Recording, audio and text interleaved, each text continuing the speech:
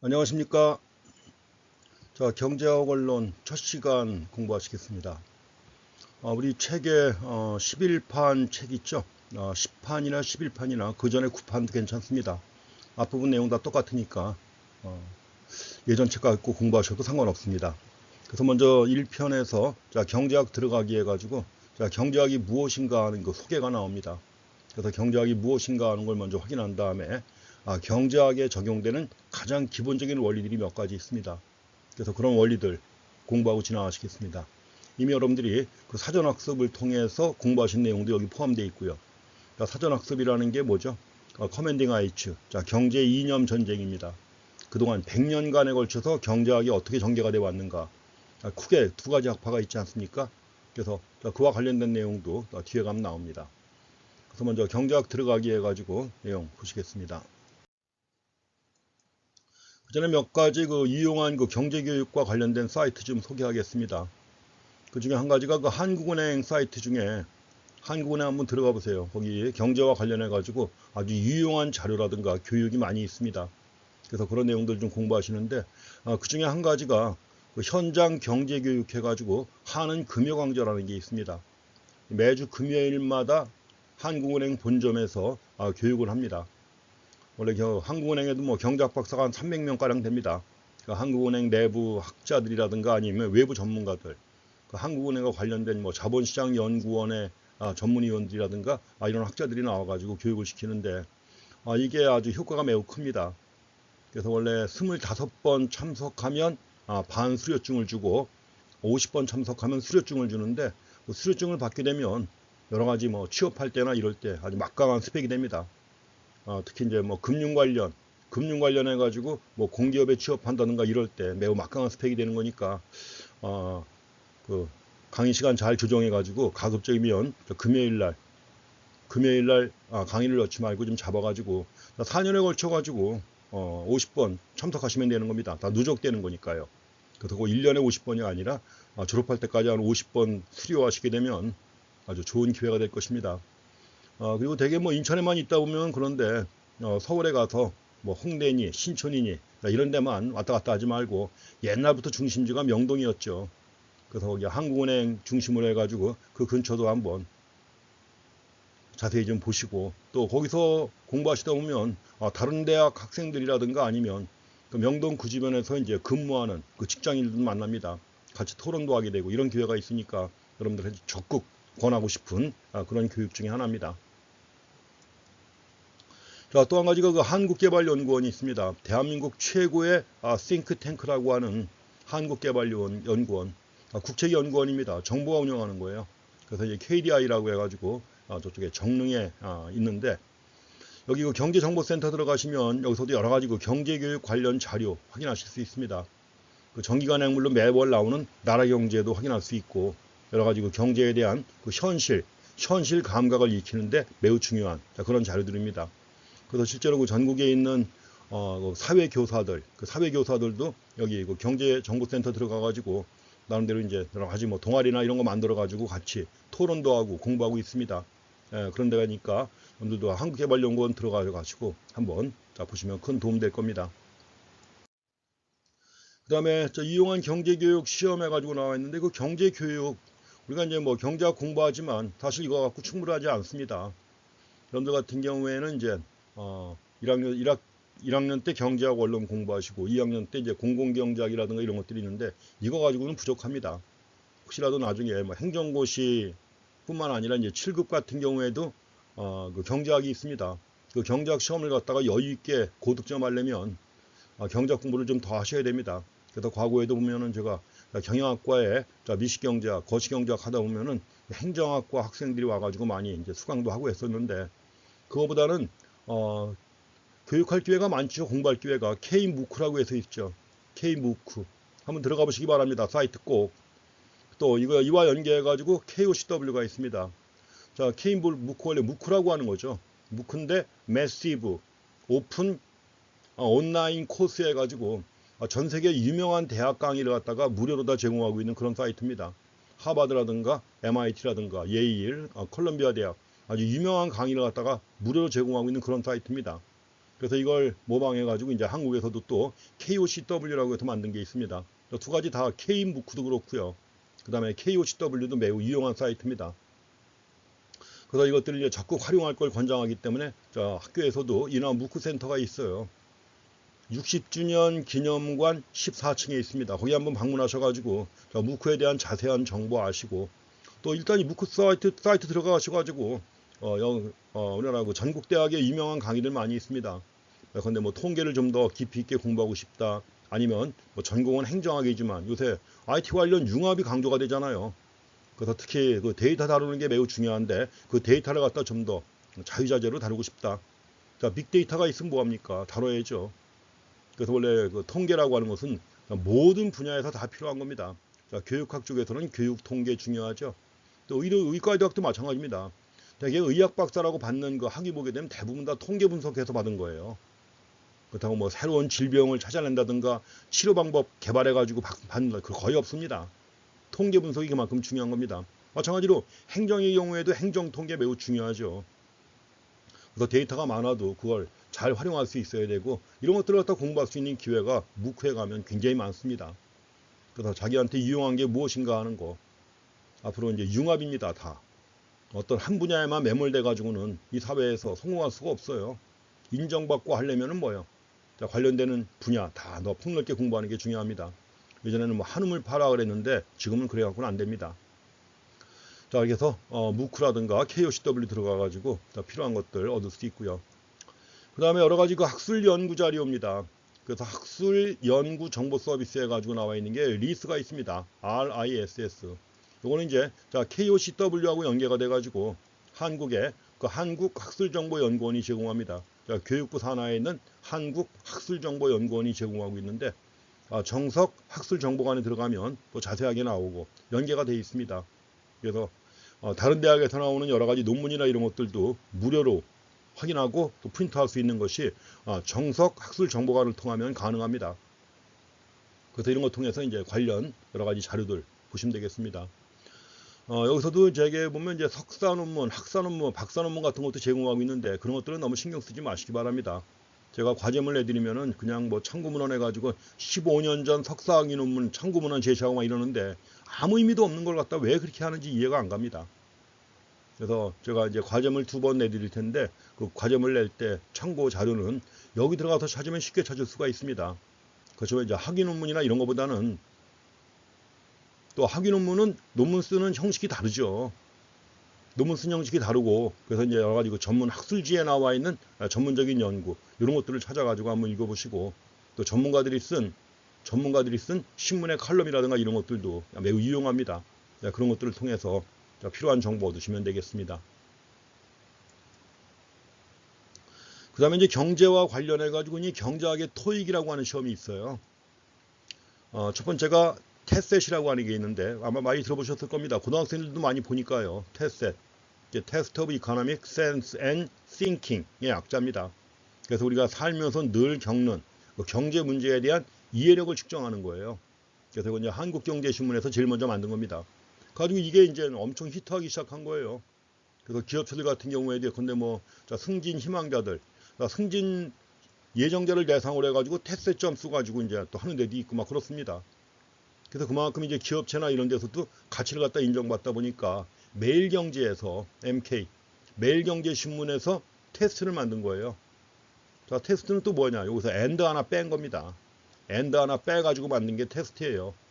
그래서 이제 매일경제에서 만든 테스트도 있고 또 매일경제에서 만든 영어로 보는 경제학 시험입니다. 영어로 보는 경제학 시험 해가지고 EBAT이라고 하는 것도 있고요. 이런 것들도 높은 레벨 받아놓으면 여러 가지로 취업할 때 스펙이 됩니다. 이게 가산점도 받는 경우가 있고요. 그래서 이런 시험도 있다는 걸 제가 소개하고 지나가는 것입니다. 이제 먼저 1장에 나와 있는 경제학 들어가기는 1편이고요. 그 중에서 1장은 이제 경제학이란 무엇인가 해가지고 나와 있습니다. 경제학이 무엇인가. 뭐 이미 고등학교 때 경제 공부 많이 하셨습니다.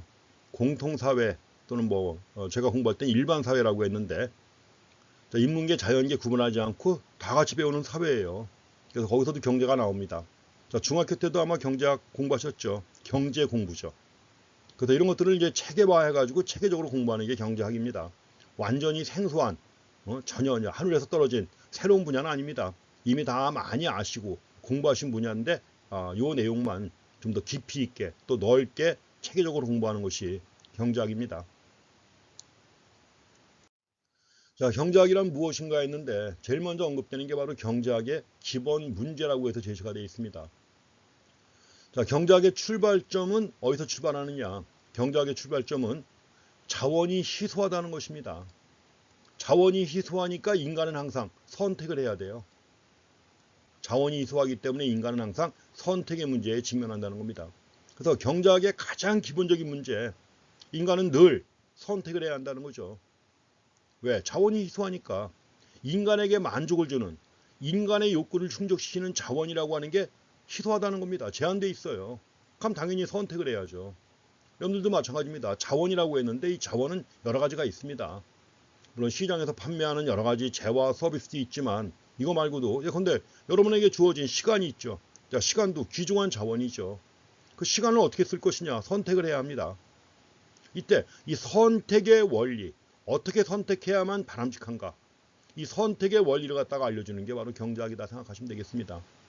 그래서 지금 첫 번째부터 희소성과 선택이라고 나와 있는데 지금 여러분들이 공부하시는 이 경제학 원론이라고 하는 책 11판까지 나왔습니다. 대한민국에서 10판 이상 책이 나온 적이 없어요. 이게 바로 이제 전에 서울대학교에서 초창기 교수하시던 조순 교수가 책을 썼고, 그다가 이제 조순 교수는 뭐 부총리도 하고 경제부총리도 하고 한국은행 총재도 하면서 책을 국내에서 제일 많이 보는 책인데 그냥 버리긴 아깝잖아요. 그러니까 이제 그 수제자, 그 조순 교수의 수제자가 바로 정운찬 교수인데 정운찬 교수가 개정판을 계속 낸 겁니다. 그러다가 이제 정운찬 교수도 서울대 총장하고 국무총리하고 하다 보니까 시간이 없죠. 그러니까 이제 그 정운찬 교수의 첫 번째 제자인 사람이 바로 정운찬 교수가 교수한 다음에 첫 번째 제자가 홍익대학교에 있는 전성인 교수인데 그 전성인 교수가 이제 개정판을 좀 냈습니다. 그러다가 이제 바로 그 뒤를 이어가지고 지금은 김영식 교수가 내고 있는데 그래서 저자가 4명이 나오잖아요. 4명이 다 제자 이렇게 나가는 겁니다. 가지고 이제 국내에서 제일 오래된 체계화된 경제학 교과서 중에 하나가 바로 이겁니다. 그래서 이 책에서도 처음부터 그랬습니다. 경제학이 뭐냐? 우리 책에 나옵니다. 경제학은 희소성과 선택에 관한 학문이다. 이런 말이 나옵니다. 근데 이 말은 누가 한 말이냐? 조승 교수가 한 말은 아니고 예전에 세미얼슨 교수, 여러분들이 거기 우리가 경제학 OT에서 경제학이 전개되어 온 과정을 얘기를 하면서 그 사진 하나 나왔었죠. 알프렌 마샬에서 케인즈 옆에 폴 앤소니 세미얼슨 나오고 그 아래 하이에크가 나오고 오른쪽에 밀턴 프리드먼이 나와 있었죠. 오른쪽 맨 위에 있는 학자가 바로 폴 앤소니 세미얼슨이고 그 세미얼슨 교수가 세계에서 가장 유명한 경제학 교과서를 쓴 사람이에요. 가지고 이제 그 책에서부터 이렇게 나옵니다. 자, 경제학의 기본 문제는 이런 게 있는데 이런 문제가 보면 다 선택의 문제다. 이런 문제가 생기는 이유는 자원의 희소성 때문이다. 그래서 경제학은 한마디로 정의하면 희소성과 선택에 관한 학문이다. 이런 정의가 나옵니다. 희소성과 선택. 그래서 인간의 욕구는 무한하죠. 인간의 욕구는 무한한데 욕구 충족의 수단이 되는 자원은 희소하다는 겁니다. 한정된 수단, 자원이 희소하다는 거예요. 그러니까 자원이 희소하니까 인간은 선택을 해야 합니다. 이럴 때 선택의 기준이 뭐냐? 효율적인 선택이라고 하는 것입니다. 효율적이다. efficiency. 효율적인 선택이 필요하다고 하는 건데, 자, 효율적이라는 말과 같은 의미로 쓰는 게 바로 뭐냐? 경제하다는 얘기입니다. 경제한다. 또는 합리적이다라는 말도 같이 쓰이는 거예요. 경제학에서 합리적이다 이런 말도 하는데 다 같은 개념으로 이해하시면 됩니다. 효율적이다. 효율적이라는 말, 같은 말로 경제한다. 이카나마이즈입니다. 뭐죠? 아낀다, 절약한다 이런 얘기예요. 그래서 자원은 주어진 자원.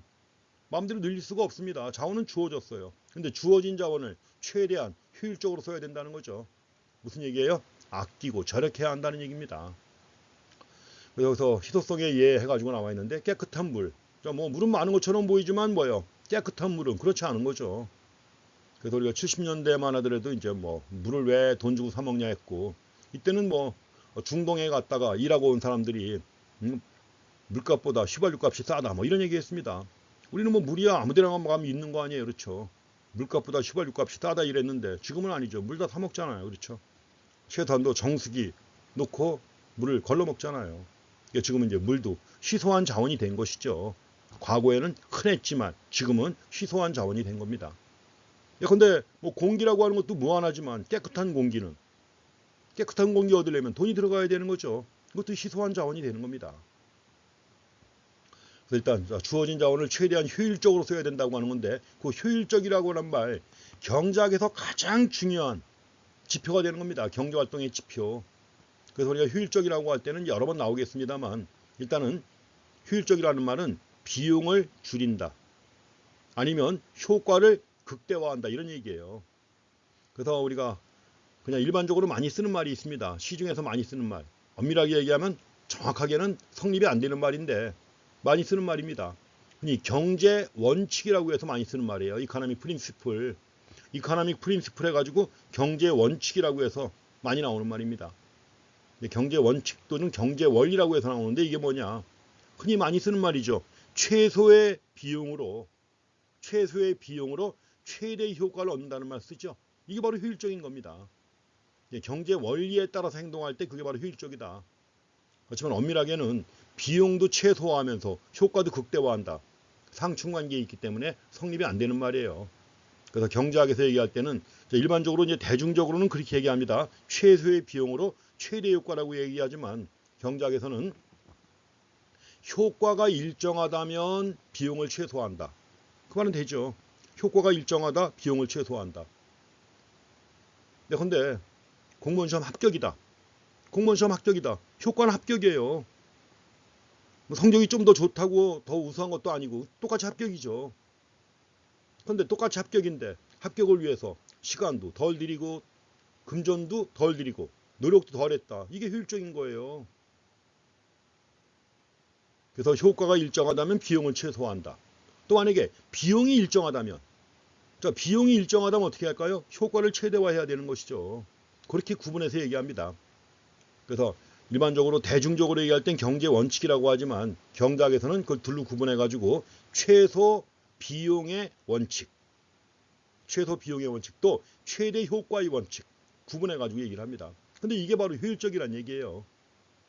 아시겠죠? 효과가 일정하다면 비용을 최소화한다. 비용이 일정하다면 효과를 최대화한다. 그래서 일반적으로 그냥 대중적으로 얘기할 때는 최소의 비용으로 최대 효과를 추구한다. 이렇게 얘기합니다. 이게 효율적인 거예요. 경제적인 것이고 경제적이고 효율적이다 하는 말이 그런 의미라고 하는 걸 먼저 확인하고 지나가시기 바랍니다.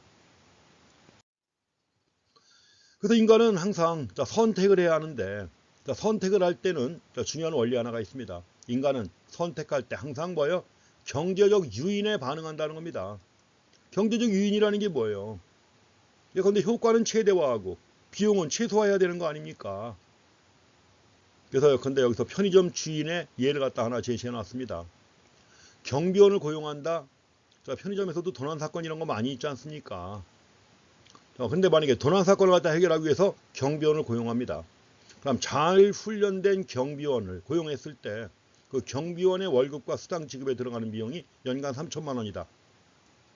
근데 경비원을 고용하지 않았을 때 강도 내지는 절도에 의해서 잃게 되는 평균 손실은 연간 200만 원이다. 날아가는 게 200만 원이에요. 200만 원을 없애겠다고 3천만 원 주고 경비원을 고용한다.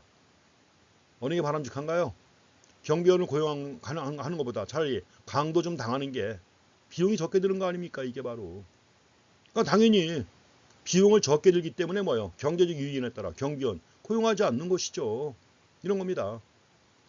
지금 경제적 유인에 반응한다고 했는데 바로 뭐예요? 경제 원리에 따르는 겁니다. 효과는 최대화하되 효과가 일정하다면 비용은 최소화한다. 이것도 차라리 두 가지 비교하니까 비용을 적게 들이는 방향으로 나가는 건데 이게 바로 경제적 유인이라는 겁니다. 인센티브예요. 그래서 인생 전체가 선택의 연속이다. 항상 자원은 희소하기 때문에 늘 선택을 해야 되는 겁니다. 순간순간. 점심을 뭘 먹을 것이냐, 버스를 탈 것이냐, 택시를 탈 것이냐 이런 거예요 다. 그래서 모든 선택, 음식을 먹거나 전공 과목을 선택할 때 이럴 때도 자기 만족을 극대화해야 되는 거죠. 만족은 극대화해야 되는 거예요. 만족은 극대화한다. 또 비용은 최소화하려고 하는 거죠. 이게 바로 합리적이라는 겁니다. 여기 합리적이라는 말도 나왔습니다. 아까 제가 미리 말씀드렸지만 경제학에서는 합리적이다, 효율적이다, 경제적이다. 세 가지 같은 말로 이해하시면 됩니다. 항상 경제적이다, 효율적이다, 합리적이다. 그래서 인간의 이런 행동이 바로 합리적인 행동이에요. 경제적 유인에 반응하는 이런 인간의 행동, 이게 바로 합리적인 것입니다. 비용은 최소화한다. 합리적이죠, 이게. 또 같은 비용이 든다면 효과는 최대화한다. 이게 합리적인 것입니다. 그래서 어릴 때부터 그렇게 살아왔고 공동생활을 해왔기 때문에 자신도 모르는 사이에 결국 경제활동을 한다는 것이죠. 자신도 모르게 경제활동을 한다. 자체가 선택의 연속이라고 하는 것, 수없이 많은 선택을 해야 합니다. 자, 지금까지 우리가 선택 얘기를 했습니다. 자원이 희소하기 때문에 인간은 항상 선택을 한다. 선택이 뭐냐? 그 선택도 이렇게 파악하셔야 돼요. 선택은 뭔가 얻기 위해서 다른 건 포기하는 겁니다. 하루 24시간밖에 없습니다. 하루 24시간인데 24시간 가지고 예컨대 영화를 한 3시간 봐야 된다. 그럼 다른 뭔가는 포기해야 되는 거죠. 그래서 이 선택과 관련해 가지고 어떤 것을 얻을 때 얻는 걸 넓게는 편익이라고 합니다. 얻는 걸 다 넓게 편익이라고 그래요. 베네핏. 만약에 소비자가 소비를 통해서 만족을 얻잖아요. 만족도 넓게는 편익입니다. 근데 이제 만족을 얘기를 할 때는 구체적으로 효용이라는 말을 씁니다. 유틸리티 해가지고 효용. 소비자가 빵을 소비했을 때 얻는 만족.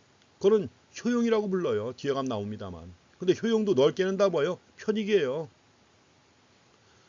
그런데 생산자가 제품을 생산해가지고 판매했습니다. 판매해가지고 판매 수입이 들어오잖아요. 판매 수입은 얻는 거죠. 제품을 생산해가지고 팔아서 얻는 거죠.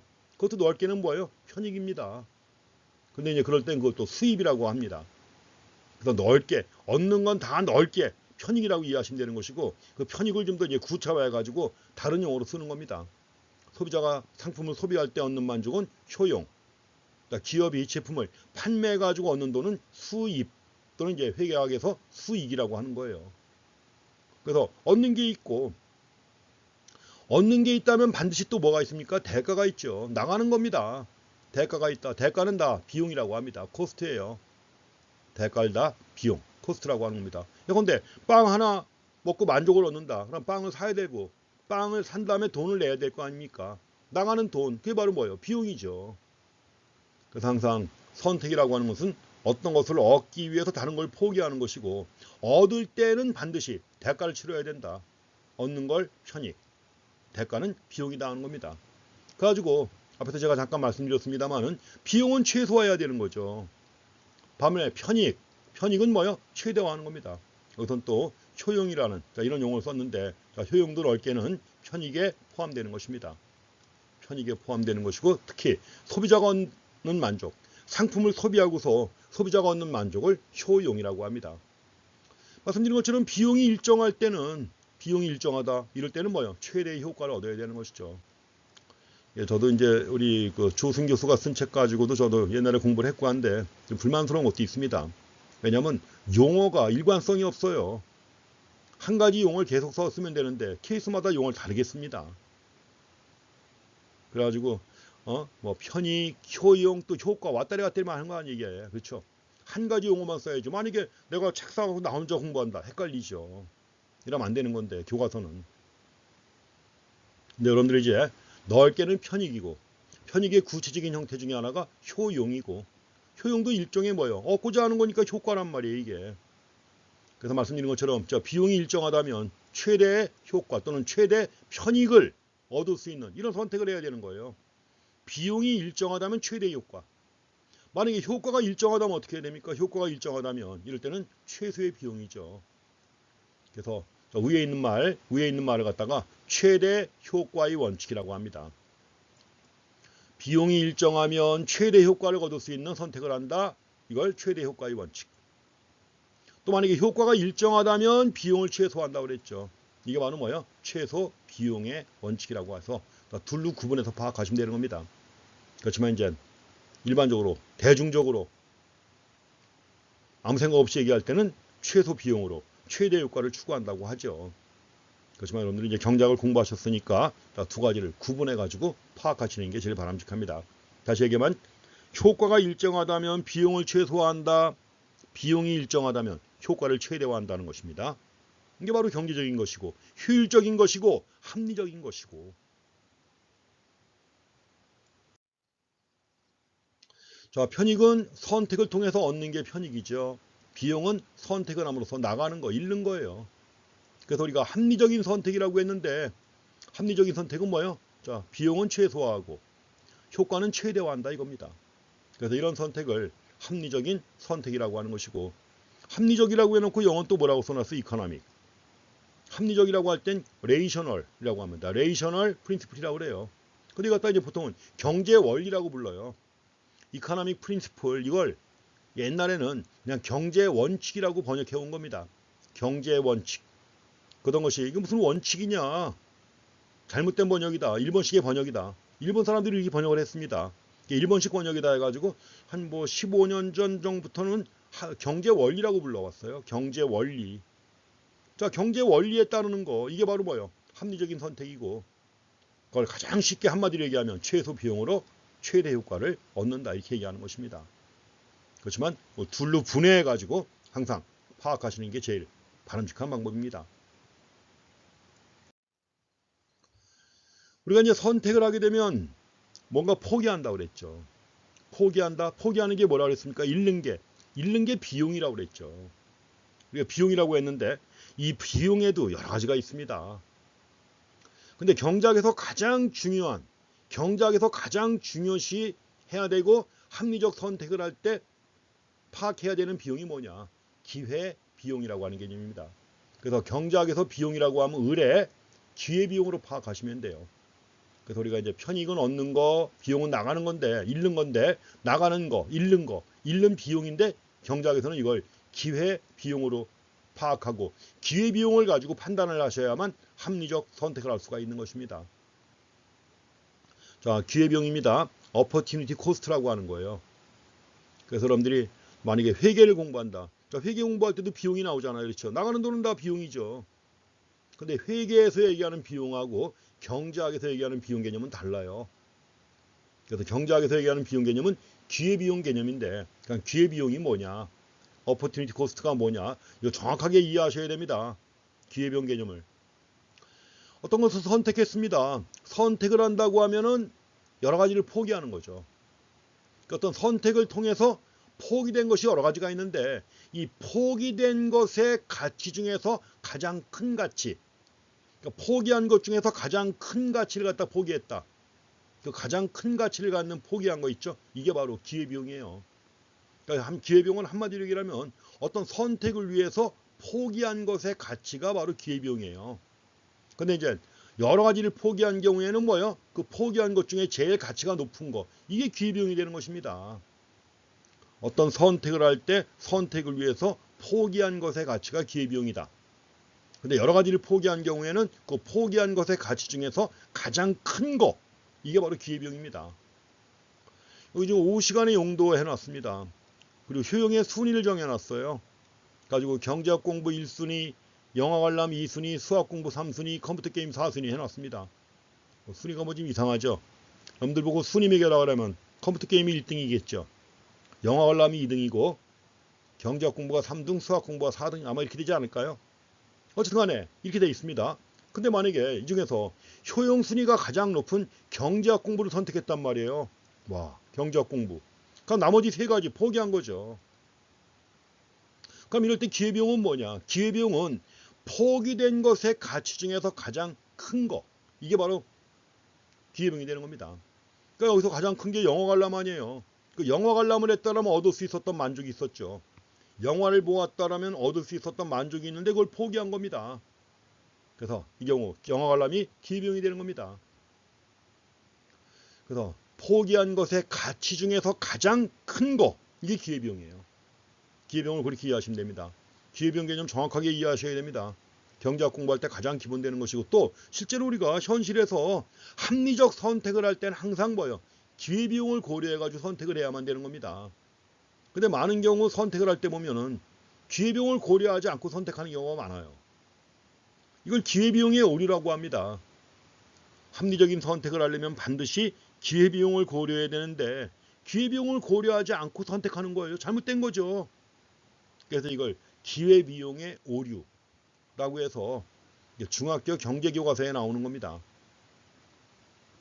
원래 그 한국은행에서 한국은행 사이트 들어가 보시면은 그 발간물 중에 알기 쉬운 경제 이야기라고 하는 책이 있습니다. 알기 쉬운 경제 이야기. 제가 그 PDF 파일을 갖다가 좀 업로드 해드릴 테니까 한번 같이 쭉 읽어보시기 바랍니다. 제일 좋은 건 그거예요. 이게 일반인용, 대학생과 일반인용 알기 쉬운 경제 이야기가 있는데 이건 좀 어렵죠. 고등학생용도 있고 중학생용, 초등학생용 해가지고 한국은행에서 4가지를 만들어냈어요. 한국은행 내 300명 되는 경제학자들 중에서 뽑아가지고 시킨 거죠. 그것도 꽤 좋은 경제학 책 중에 하나입니다. 그래서 여러분들이 공부하실 때 그 책도 함께 같이 봐가면서 공부하시면 큰 도움 됩니다. 그래서 거기 그 중학생용 보게 되면 그 중학생용 알기 쉬운 경제 이야기 책에 기회비용의 오류, 또 매몰 비용의 오류 이런 게 나와요. 실제로 중학교에서 사회 가르치는 선생님한테 한번 물어봤어요. 제가 이제 그 한국개발연구원 KDI라고 하는 한국개발연구원에 이제 강연을 갔는데 그 강연을 들으러 온 사람들 대부분이 현직 중고등학교 사회교사들이에요. 그러니까 그 중학생들한테 이런 거 가르치냐 그랬더니 가르친다는 겁니다. 기회비용의 오류, 또 매몰 비용의 오류 이런 걸 가르친다는 거예요. 그러니까 당연히 알기 쉬운 경제 이야기, 중학생 책에도 그런 게 나오는 거죠.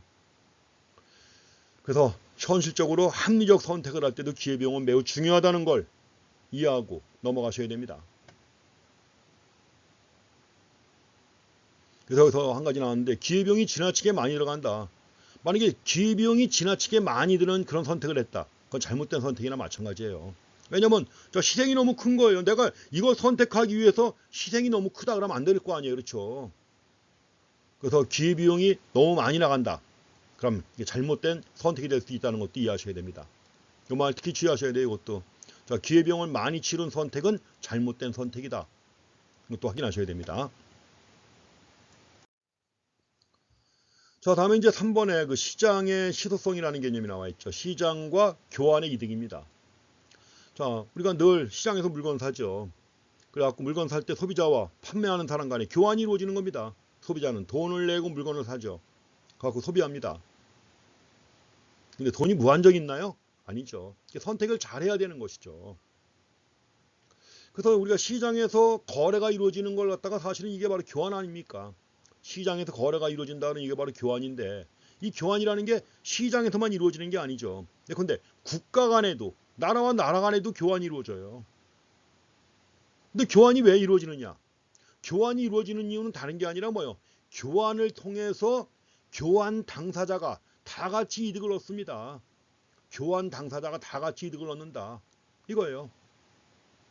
그래서 교환 당사자가 다 같이 이득을 얻고 나가서 국제 무역이 이루어지는 국가 간의 무역이 이루어지는 원리 이걸 설명하는 내용이 이제 나옵니다. 여기서도 먼저 기본 전제가 되는 건 지금까지 계속 얘기해 왔습니다만 수단이 희소하다는 거죠. 수단이 희소하다. 다시 얘기하면 뭐예요? 자원이 희소하다는 것입니다. 그래서 이 말은 수단이 희소하다는 말은 뭐냐? 제한된 자원을 이용해서 생산되는 자원이 제한되어 있기 때문에 당연히 뭐예요? 그 제한된 자원을 이용해서 생산되는 재화와 서비스의 양도 제한되어 있다는 거죠. 재화와 서비스. 이 두 가지가 경제활동의 대상이 되는 것입니다. 재화와 서비스라고 하는 두 가지가 경제활동의 대상이에요. 우리가 경제활동이라고 할 때는 생활에 필요한 인간이 생활에 필요한 재화와 서비스를 생산, 분배, 소비하는 데 관련된 인간의 활동을 얘기를 합니다. 생산, 분배, 소비하는 데 관련된 인간의 활동인데 이럴 때 경제활동의 대상이 되는 게 뭐라 그랬어요? 재화와 서비스입니다. 그래서 우리는 경제활동의 대상을 두 가지로 간략하게 구분하면 대부분의 경우 재화하고 서비스하고 둘로 구분합니다. 그러니까 서비스는 눈에 보이지는 않죠. 실체가 눈에 보이지는 않지만 인간에게 만족을 주잖아요. 그러니까 정부의 공공 서비스, 국방 서비스, 치안 서비스 눈에 보여요? 안 보이죠. 그 제공되는 서비스 자체는 눈에 안 보이잖아요. 그렇지만 인간에게 만족을 주죠. 호텔 가면 호텔리어한테 서비스를 받습니다. 눈에 보이나요? 안 보이죠. 그렇지만 만족을 얻잖아요. 그래서 재화뿐만 아니라 서비스도 경제활동의 대상이 됩니다. 그래서 경제활동의 대상이 되는 것이 뭐냐? 생산활동, 분배활동, 소비활동의 대상이 되는 게 뭐냐? 재화와 서비스입니다. 그걸 약자로 많이 써요. 또 GNS라고 해서 약자를 씁니다. 재화는 뭐예요? Goods, 서비스죠. 그래서 G하고 S자, 이게 GNS라고 그래요. 재화와 서비스, 경제활동의 대상이 됩니다. 그 제한돼 있죠, 당연히. 그렇기 때문에 또 중요한 게 이겁니다. 다 아시는 건데 어떤 재화나 서비스를 추가로 생산한다. 그럼 뭐예요? 추가로 생산하기 위해서는 다른 재화의 생산은 줄여야 되는 거죠. 흔히 이런 걸 뭐라고 합니까? 뭘 더 생산하기 위해서는 다른 걸 줄여야만 가능하다. 흔히 이럴 때 뭐라고 그래요? 상충관계가 있다고 하는 것입니다. 영어다 트레이드오프라고 합니다. 상충관계. 그래서 현재 자원이 전부 다 이용되고 있는 그런 상태인데 자원이 전부 다 이용되고 있는 상태에서 뭔가 하나를 더 만든다. 그럼 다른 거 포기해야 되는 거 아니에요. 이걸 늘리려면 다른 건 줄여야 된단 말이죠. 이런 관계를 우리는 상충관계라고 하는 건데 이 상충관계는 우리가 늘 살면서 직면하는 겁니다. 하루 24시간밖에 안 되잖아요. 24시간밖에 안 되는데 그걸 가지고 예컨대 공부를 많이 한다. 그러면 즐거운 거 포기해야죠. 게임은 포기해야죠. 공부 시간을 늘린다. 게임 시간은 줄여야 되는 거죠. 공부도 하면서 게임 같이 할 수 있나요? 없죠. 상충관계입니다. 이게 바로 트레이드오프의 관계입니다. 그리고 이 상충관계를 보여주면서 또 교환을 통해서 다 같이 이득을 얻는 이러한 원리를 설명할 때 가장 중요한 도구가 모형이자 도구가 바로 생산 가능 곡선이라는 도구입니다. 생산 가능 곡선, 영어로다가 PPF라고도 하고 곡선은 뭐라 그래요? 커브죠. 커브이기 때문에 이걸 PPC라고도 합니다. PPF 또는 PPC라고도 합니다. F는 프론티어 얘기하는 거예요. 경계.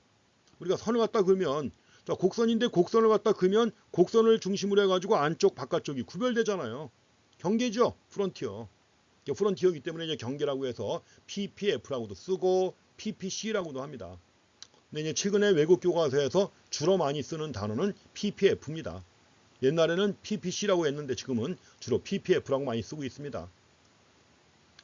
주어진 자원이 일정해요. 자원이 일정하게 주어져 있습니다. 사용 가능한 자원은 일정하다.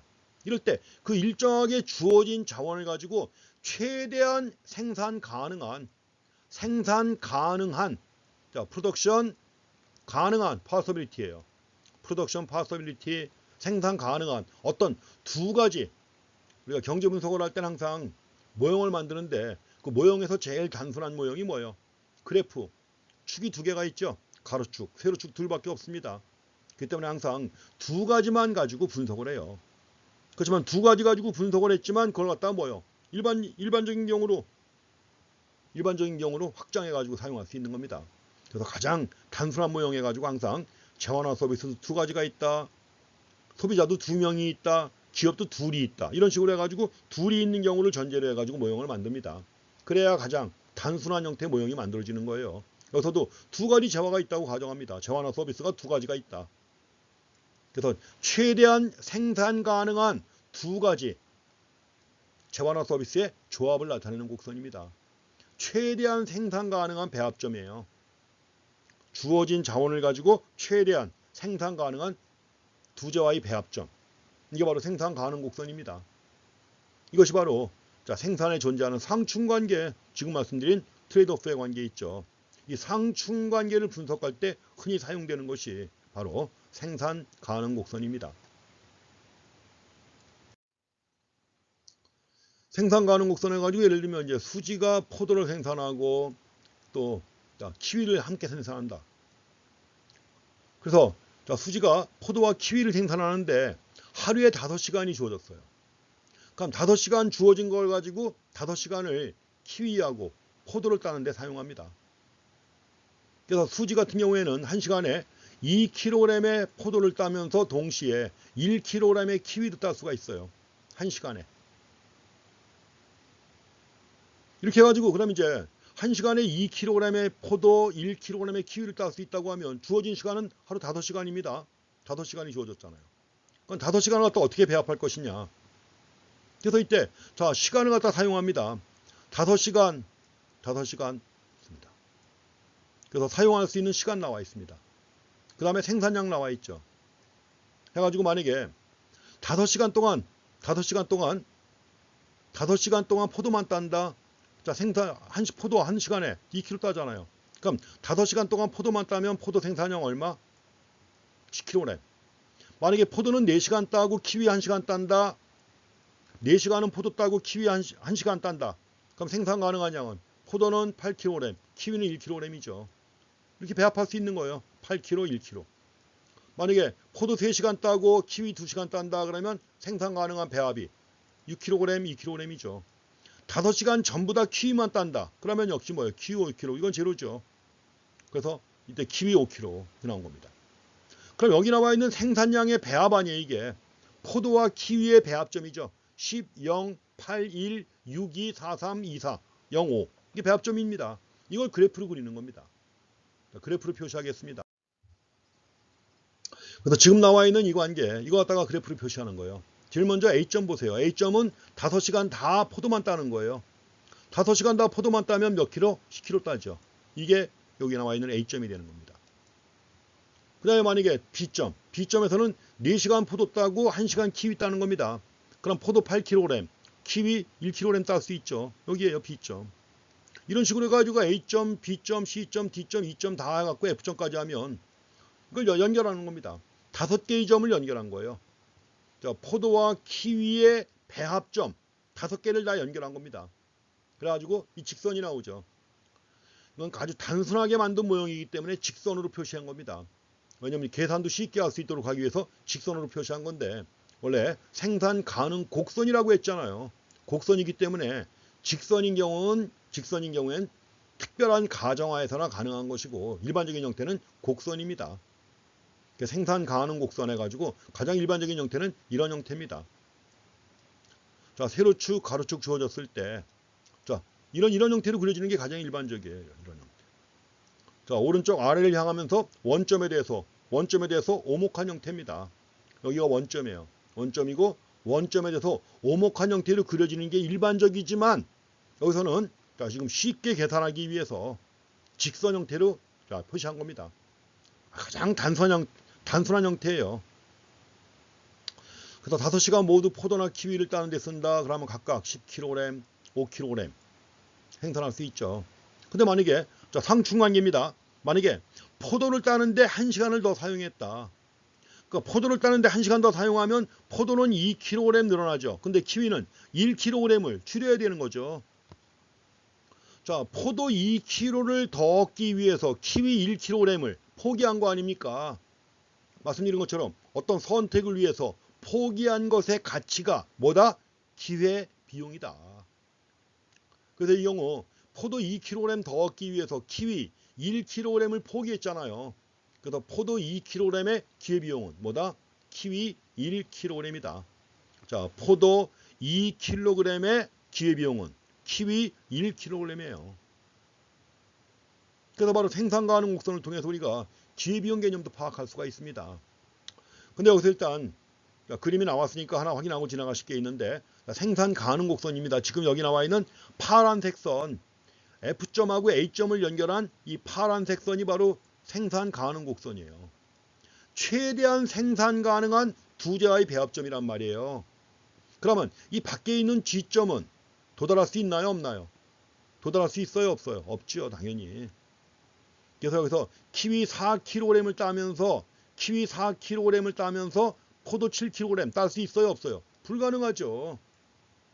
그 생산 가능 곡선 밖에 있는 영역은 도달할 수 없는 영역이에요. 생산 가능 곡선 밖에 있는 영역은 현재 주어진 자원과 기술 가지고는 도달할 수 없는 이런 부분을 얘기를 하는 것입니다. 그러면 생산 가능 곡선 안에 있는 영역은 뭐냐? 안에 있는 영역은 근데 키위를 2kg을 따면서 최대한 생산 가능한 포도는 6kg인데 6kg보다 포도를 갖다 적게 따는 거 아니야. 3kg만. 결국 뭐예요? 포도를 더 많이 딸 수 있는데 안 딴 거 아니에요. 왜 그럴까요? 어영부영 놀았지 뭐. 그쵸? 그러니까 주어진 시간을 다 쓰질 않은 거예요. 그러니까 결국 자원을 낭비했다든가 아니면은 뭐예요? 자원을 전부 다 이용하지 않은 겁니다. 가능은 하지만. 그래서 생산 가능 곡선 안쪽 부분은 가능은 하지만 그러나 뭐예요? 효율적이지 않은 자, 그런 부분을 얘기를 하는 것이고, 반면에 생산 가능 곡선 밖에 있는 부분은 뭐예요? 불가능한, 도달할 수 없는 영역이에요. 그래서 이때 가장 효율적인 배합점, 최대한 생산 가능한 효율적인 배합점만 연결한 게 바로 생산 가능 곡선입니다. 그래서 생산 가능 곡선상의 점들은 다 뭐예요? 효율적인 생산이 이루어지는 점이고, 내부의 점은 비효율적이다 하는 것도 꼭 확인하고 지나가셔야 됩니다. 자, 지금 여기서 간단하게 보지만 책에는 좀 자세히 설명이 나와 있습니다. 그렇기 때문에 책은 꼭 구해가지고 보셔야 됩니다. 도서관에 있는 것도 지금 있으니까 빨리 빌리면 선점할 수 있죠. 그리고 지금 11판입니다만 10판, 9판, 8판 이런 내용들은 다 똑같아요. 단지 이제 책에서 여러 가지 제시하는 사례라든가 이런 것들이 다른 것이지 뭐 경제학의 원리가 달라지나요? 100년 전이나 지금이나 경제학의 원리가 달라요? 똑같습니다. 그렇기 때문에 이전에 9판 책을 보셔도 되니까 어쨌든 간에 책은 어떻게든 간에 꼭 손에 넣고 같이 공부하셔야 됩니다. 여러분들이 여기서 그냥 한 번 배우고 끝나는 거라면 상관없지만 그게 아니란 말이에요. 경제학 계속 공부해야 됩니다. 그렇기 때문에 처음 공부하실 때 정확하게 공부를 하셔야 그 뒤에 가서 좀 더 쉽게 할 수 있습니다.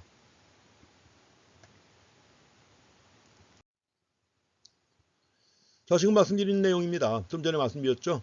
그래서 직선이라는 게 생산 가능 곡선이에요. 곡선상의 점들은 효율적인 생산이 이루어지는 그런 점들입니다. 효율적인 생산이 이루어진다. 그래서 지금 A, B, C, D, E, F점. 자, 생산 가능 곡선 상의 배합점들이 있죠. 이런 것들은 바로 뭐예요? 자, 최대한 가능한 두 자의 배합점들이에요. 그래서 효율적인 생산이 이루어지는 이런 점들입니다. 효율적이다. 자, 그럼 여기서 H점은 어떠냐? H점은 안에 있는 점이라고 그랬죠. 안에 있는 점은 뭐예요? 비효율적이라고 그랬죠. 어영부영 일하거나 열심히 일 안 하거나 아니면은 뭐예요? 키위나 포도 안 따고 놀고 포도 안 따고 놀았던 거예요. 그래서 5시간을 모두 사용하였지만 생산 가능한 수확량을 거두지 못한 거 아니에요. 더 많이 만들 수 있는데 못 만든 거 아니에요. 그러니까 당연히 뭐예요? H점은 비효율적이죠. 말씀드렸습니다. 비효율적이거나 아니면 자원의 낭비가 있거나 하는 겁니다. 다 비효율적이에요. 더 많이 만들 수 있는데 안 만든 거니까 비효율적이죠. 비효율적이다. inefficient. 자, 밖에 있는 점 또 보셔야 됩니다. 그래서 자, 생산 가능 곡선 내부에 있는 점들은 다 비효율적이다 하는 거 봐주시고요. 반면에 G점은 뭐예요? G점은 도달할 수 없는 점이죠. 현재 주어진 자원과 기술 가지고는 도달할 수 없는 이런 점이 바로 G점이 되겠습니다. 그래서 생산 가능 곡선의 의미를 먼저 잘 이해하셔야 돼요. 왜냐하면 이걸 이용해 가지고 우리가 교환의 원리를 갖다 공부하실 겁니다. 그래서 일단 개념을 먼저 명확하게 이해하셔야 뒤에 가서 쉽게 확인할 수 있죠. 그래서 이제 좀 전에 아까 봤던 건 우리가 수지에 대해서 본 거예요. 그러니까 수지에 대해서 봤고 여기서 이제 또 민호가 나옵니다. 민호. 자, 민호의 생산 가능 곡선인데 민호는 하루에 5시간 일하면 1시간에 1kg의 포도 또는 1kg의 키위를 생산할 수 있습니다. 앞에서 봤던 수지보다 생산성이 떨어지죠. 그러니까 수지의 경우에는 2kg의 포도를 갖다 생산할 수 있었는데 민호는 포도를 갖다 1kg밖에는 생산을 못해요. 민호는. 그래서 아까 자, 수지의 경우 자, 포도 2kg에 대한 기회비용은 키위 1kg 아니에요. 그렇죠. 근데 민호의 경우에는 1이에요. 자, 포도 1kg을 갖다가 얻기 위해서는 키위 1kg을 갖다 포기해야 되는 거죠. 그래서 민호의 경우 포도 1kg에 대한 기회비용은 키위 1kg입니다. 해가지고 아까처럼 수지처럼 나온 겁니다. 물론 이거 가지고 또 그림도 그려봐야죠. 이렇게 나와 있습니다. 아까 수지의 경우에는 뭐예요? 수지의 경우에는 포도가 10kg까지 나갔었죠. 그 때문에 생산 가능 곡선이 아까는 완만했었죠. 수지의 경우는 완만했었는데 지금 민호의 경우에는 생산 가능 곡선이 좀 가파른 편이에요. 이건 아까 봤던 수지고 요거는 민호다 해갖고 이제 둘을 비교할 것이고, 그럼 이제 둘 사이에 또 분업이 이루어져요. 분업이 이루어진다. 그러면 민호는 뭐예요? 1kg 키위 생산하고 수지도 1kg 만들죠. 그렇지만 포도는 누가 더 잘 따는 거예요? 포도는 수지가 더 잘 따죠. 그럼 만약에 2를 나눈다면 어떻게 할까요? 2를 나눈다면 수지는 포도만 따는 겁니다. 포도만 따는 것이고 민호는 키위만 따는 거예요. 그래가지고 전부 다 한 가지만 하니까 전부 다 훨씬 많이 생산했잖아요. 그렇게 한 다음에 뭐예요? 둘이 교환을 합니다. 교환하게 되면 뭐예요? 둘 다 이전보다 더 많이 소비할 수 있다는 걸 이 그림을 통해서, 이 모형을 통해서 확인하실 것입니다. 자, 민호의 생산 가능 곡선 나왔습니다. 그럼 만약에 수지와 민호가 전혀 교환을 안 한다. 그냥 전혀 교환을 안 하고 각자 자기가 생산해가지고 자기가 소비하는 거예요. 이럴 때는 자, 생산 가능 곡선이 있고 또 소비 가능 곡선이 있는데, 자, 소비 가능 곡선은 교환을 안 한다고 하면 생산 가능 곡선이고 소비 가능 곡선이죠. 왜냐면 자기가 생산한 것만큼 소비하니까. 교환을 하지 않는 경우라면 당연히 생산 가능 곡선이 곧 소비 가능 곡선입니다. 그래서 만약에 점 A점에서라면 수지가 완만합니다. 완만하고 수지가 완만하고 민호는 가파릅니다. 수지보다는. 그것도 확인하셔야 돼요. 제가 아까 같이 그렸던 것이 비교를 위해서 확인한 겁니다. 그래서 점 A점에서 수지는 포도 6kg, 키위 2kg 소비합니다. 점 B에서 민호는, B점이에요. 자, 민호는 포도 3kg, 키위 2kg을 소비합니다. 교환하지 않을 때, 이럴 때는 생산 가능 곡선이 곧 소비 가능 곡선이다. 자, 소비 가능 곡선은 최대한 소비 가능한 두 재와의 배합점을 연결한 선이에요. 그래서 교환이 없는 경우 수지의 소비, 마찬가지로 자, 교환이 없는 경우 민호의 소비점, B점, A점입니다. 자, 수지와 민호가 이제 교환을 한다. 자, 교환을 한다. 그럼 민호의 키위 3kg하고 자, 수지의 포도 3.5kg을 갖다 교환한다. 이럴 때는 어떻게 될까요? 이럴 때. 그 수지는 뭘 생산하면 될까요? 수지는 아까 얘기했지만, 자, 수지는 자, 키위 따는 건 똑같이 1시간에 1kg이란 말이에요. 근데 포도는 뭐예요? 포도는 자, 수지는 2kg을 따요. 민호는 1kg 따는데, 그럼 당연히 수지가 훨씬 더 잘하는 게 뭐예요? 포도 따는 거죠. 그래서 민호의 키위 3kg하고 수지의 포도 3.5kg을 갖다 교환한다. 당연히 자, 수지의 생산이죠. 수지는 기회비용이 상대적으로 낮은 수지입니다. 기회비용이 낮은 포도 생산에 전력하는 거예요. 주어진 시간을 다 포도만 생산하는 겁니다. 분업이죠. 이전엔 둘 다 했지만 이제 분업을 하는 거예요. 민호는 어떻게 하면 돼요? 민호는 자, 수지에 비해서입니다. 수지에 비해서 기회비용이 상대적으로 낮은 게 그나마 키위죠. 키위 생산에 전력하는 겁니다.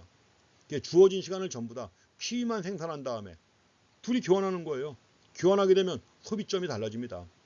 여기서도 자, 수지의 소비점은 A점에서 A'으로 옮겨가게 돼요. 일로. 마찬가지로 민호의 경우에도 소비점이 B에서 B'으로 옮겨가게 됩니다. 그러니까 이전보다 더 많이 소비하는 거 아니에요. 둘 다 이득이죠. 자유롭게 거래를 하니까 둘 다 이득을 보게 되는 것입니다. 그래서 교환이 있는 경우 수지는 포도만 따요. 5시간 동안 포도만 따가지고 10kg을 땁니다. 마찬가지로 교환이 있는 경우 민호는 키위만 따는 거예요. 5kg을. 그래서 이제 자, 교환을 갖다 하게 됩니다. 교환을 한다. 그럼 수지는 어떻게 할까요? 수지는 자, 수지는 포도만 따는 겁니다. 그럼 이제 포도 3.5kg하고 키위 3kg을 갖다 교환하게 되는 거예요.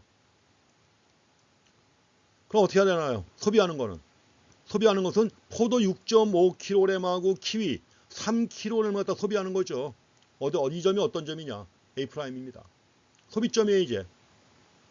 생산점은 A점이야. 생산점은 요점이었지만 생산 가능 곡선 밖에 있는 포도하고 키위 따로따로 생산해가지고 소비할 때는 도달할 수 없는 영역인데 이젠 도달할 수 없는 영역인데 거기를 가게 되는 거예요.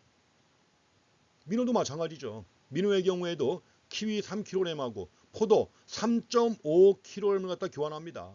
그럼 소비하는 건 포도 3.5kg, 키위 2kg을 소비하게 되는 거죠. B'이에요. 요죠. 분업의 결과. 분업을 했고 수지는 포도만 생산한다. 민호는 키위만 딴다. 분업이죠. 분업을 하니까 그만큼 생산성이 높아지는 거예요. 분업을 하니까. 그러니까 우리가 특화 또는 전문화라고 합니다.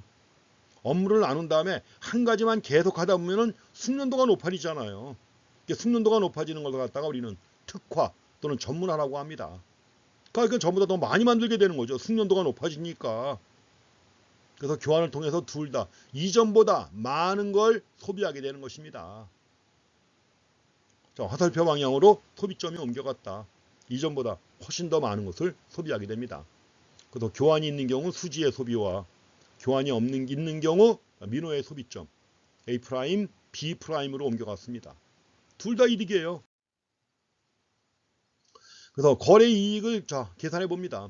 그러니까 이런 걸 정확하게 계산하기 위해서 생산 가능 곡선을 직선이라고 가정을 한 상태에서 계산하니까 정확하게 나오잖아요. 그렇지만 아까 얘기했지만 엄밀하게는 생산 가능 곡선은 대부분의 경우 원점에 대해서 오목한 형태로 그려집니다. 거래 이익 계산하는 겁니다. 수지는 교환 이전보다 포도 0.5kg과 키위 1kg을 더 소비하게 됐어요. 민호도 마찬가지입니다. 민호도 교환 이전보다는 포도 0.5kg을 더 소비하게 됩니다. 거래 이익이에요, 이게. 거래 이익. 또 국가 간에 만약에 이런 게 이루어진다면 이게 바로 무역의 이익이에요. 교역의 이익. 국가 간에서는 분업과 교환이 이루어진 거죠. 가지고 거래 이익이 생긴 겁니다. 이렇게 해갖고 거래 이익이 나왔다. 교환이 있는 경우 전보다 더 많은 걸 소비하게 됩니다. 수지나 민호나. 그래서 수치로 계산한 걸 확인해 보시면 되겠습니다. 이렇게 해가지고 두 가지를 종합해가지고 표로 만들어 놨습니다. 수지하고 민호의 경우 교환이 없는 경우 생산과 소비 6, 2, 3, 2. 교환이 있는 경우 생산. 교환이 있을 때는 수지는 포도만 만들어요. 민호는 키위만 땁니다. 가지고 교환 결과 소비가 어떻게 됐느냐. 6.53, 3.52가 돼가지고 교환의 이득, 좀 전에 봤던 교환의 이득이 나와 있죠. 이전보다 더 많이 소비하게 되는 거예요. 둘 다 이득입니다. 교환을 통해서.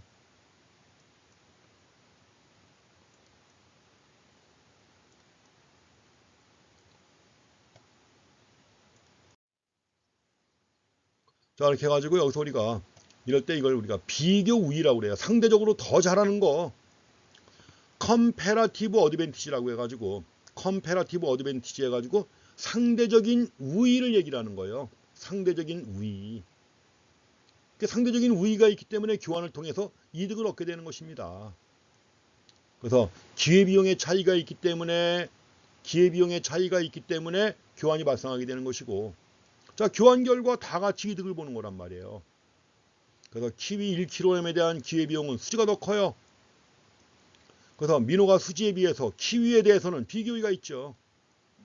키위 따는 데 있어서는 상대적인 겁니다. 상대적인 거. 아까도 얘기했지만 교환 이전이나 교환 이후나 민호는 뭐예요? 키위 1kg이에요. 그렇지만 이제 수지하고 비교한다면, 수지에 비한다면 키위에 대해서 비교가 있다는 것입니다. 그 다음에 이제 포도 1kg, 포도입니다. 포도 1kg에 대한 기회비용은 민호가 더 커요. 기회비용은. 그래서 수지가 민호에 비해서 포도에 대해서 뭐가 있다? 비교의가 있다고 하는 것입니다. 가지고 국가 간에도 그런 거예요. 국가 간에도 비교의가 있는 것만 만듭니다. 나라마다 비교의가 있는 것만 만들어 가지고 서로 교환하는 거예요. 다 같이 이득을 보는 거죠. 이게 바로 국가 간의 무역이 발생하는 가장 기본적인 원리를 설명하는 것입니다. 근데 이게 국가 간의 무역뿐만 아니라 뭐요? 개인 간의 교환도 마찬가지 원리가 똑같이 적용되는 것입니다. 자, 상호 교환이 이루어지려니까 뭐가 만들어져야 돼요? 시장이 형성돼야죠. 그래서 시장이 형성되는 이유가 또 이로부터 파급돼 가지고 이제 뒤에 가면 나옵니다. 이번 시간에 첫 시간인데 좀 생각했던 것보다 시간이 좀 더 걸렸습니다. 60분이 걸렸는데 뭐 시간은 대체로 뭐 그렇게 또 걸릴 겁니다. 그래서 1교시하고 2교시 수업이 지금 계속 이어져 있죠. 4교시부터 9교시까지 이어져 있기 때문에 따라서 그날 1교시하고 2교시를 갖다 다 수강하고 이 내용들을 갖다가 A4 용지 한 매 정도로 해가지고 핵심만 요약해가지고, 근데 핵심 요약해놓으면 그게 나중에 다 시험 공부할 때 도움되는 거 아닙니까? 그래서 핵심 요약해가지고 자, 과제물 제출하는 출석과제 제출하는 거기다가 제출하시면 됩니다. 자, 이 시간 여기까지 하겠습니다. 자, 수고했습니다.